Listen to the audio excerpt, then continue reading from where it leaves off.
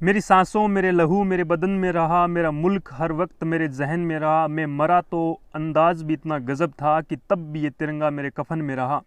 दोस्तों, court martial जो होता है उसकी कहानी है। अगर आपको कोर्ट मार्शल की कहानी पसंद आए तो एक लाइक ज़रूर करें, अपने दोस्तों के साथ शेयर करें। आर्मी का जो कोर्ट रूम था उसकी ये कहानी है दोस्तों।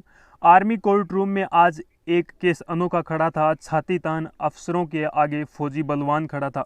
बिना हुक्म बलवान, तूने ये कदम कैसे उठा लिया? किससे पूछ, उस रात तू दुश्मन की सीमा में जा लिया। बलवान बोला, सर जी ये बताओ कि वो किससे पूछ के आए थे? फौजियों को सिर काटने का फरमान कौन से बाप से लाए थे?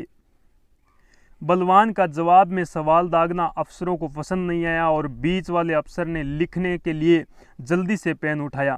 एक बलवान, हमें ऊपर जवाब देना है और तेरे काटे हुए सिर का पूरा हिसाब देना है।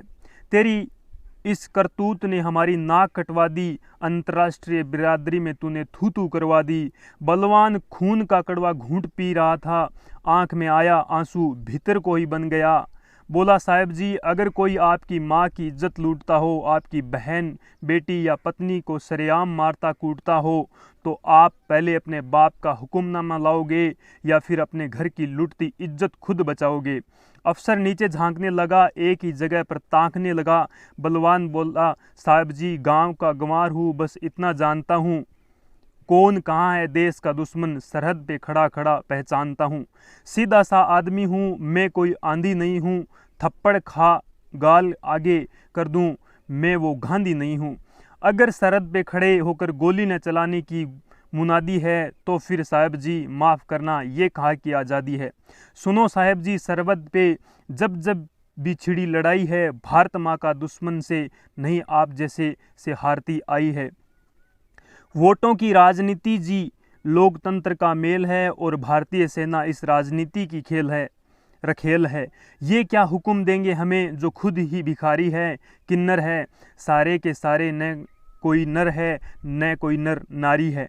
ज़्यादा कुछ कहूँ तो साहब जी दोनों हाथ जोड़ के माफ़ी है, दुश्मन का पेशाब निकालने को हमारी आंखें ही काफ़ी है। और साहब जी एक बात बताओ, वर्तमान से थोड़ा सा पीछे जाओ।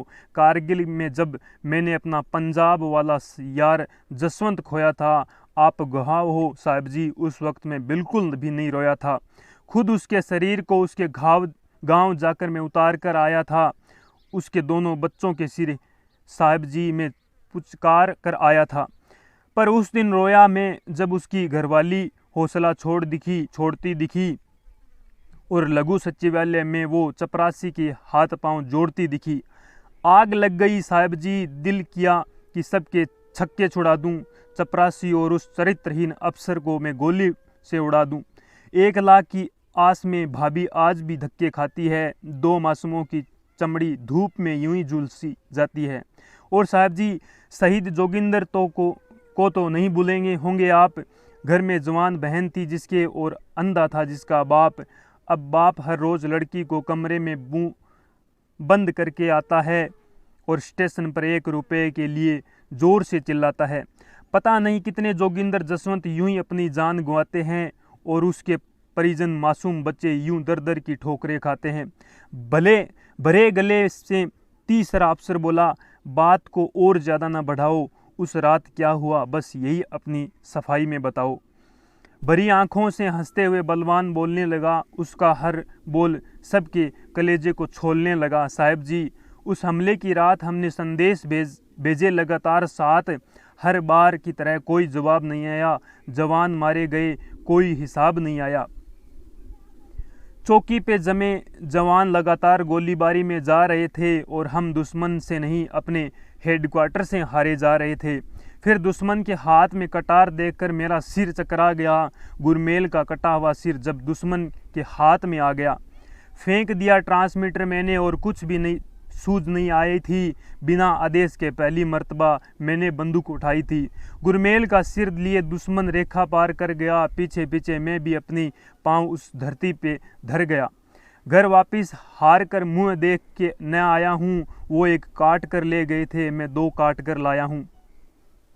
इस बयान का कोर्ट में न जाने कैसा असर गया। पूरे ही कमरे में एक सन्नाटा सा पसर गया।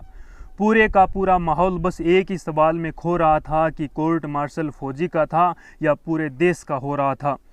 दोस्तों एक बार इसे इतना फैला दो कि सारे नेता को ये लगे कि वास्तव में एक फ़ौजी जो होता है वो अपने देश के लिए क्या करता है, किस प्रकार बलिदान देता है।